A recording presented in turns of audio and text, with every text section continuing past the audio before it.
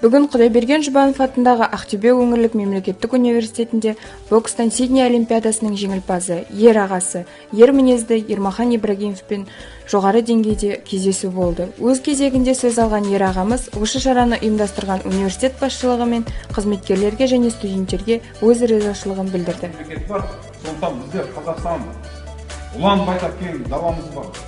Дүние жүзінде әлемдегі жерлер көлемі жағынан Қазақстан 9-ші орынға ие болады.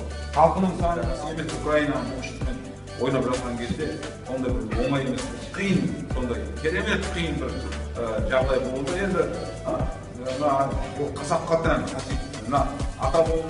Кештің соңында университетіміздің тәрбие және әлеуметтік жұмыстар жөніндегі орынбасары Мұхтар Орынбасарұлы Ермахан Сағидоллаұлына шапан кигізіп, Парасат биігінде атты кітапты табыс етті. Міне, бүгінгі кіші жұма осындай мәнді де мағыналы өтті.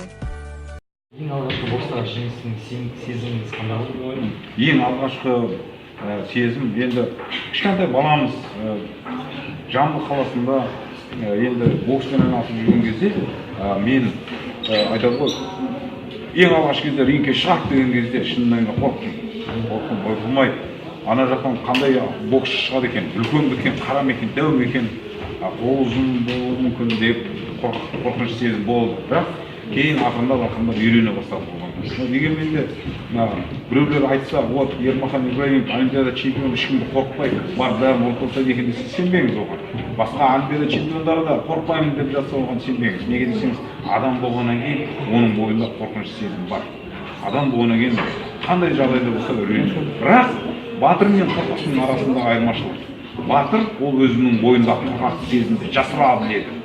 Ал қорқақшы қорқақ жасыра алмайды. Оны білдіріп қояйық. Мінекей батыр мен қорқақтың айырмашылығы осында.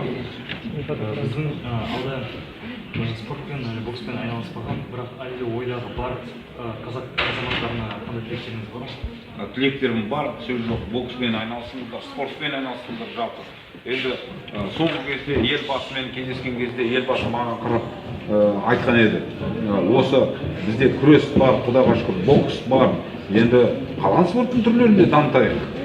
Су спорт түрлерін, жеңіл атлетика спорт түрлерін, соларды дамытайық. Олардың арасында чемпион болсын. Сондықтан мен қыздарды да көбірек спортпен айналысуға шақыратын едім. Олар айтады, мысалға біздің бойымыз кішкене бастау волейбол ойнауға келмейміз деп. Жоқ, неше подобно. Егер сіз кішкентайыңыздан волейболмен айналыссаңыз, сол спорттың түріне өзіңіздің бойыңыз бейімделеді. Бойыңыз ұзын болады. Волейбол ойнауға да жарайсыз. Рахмет ағай, жалғастырайық.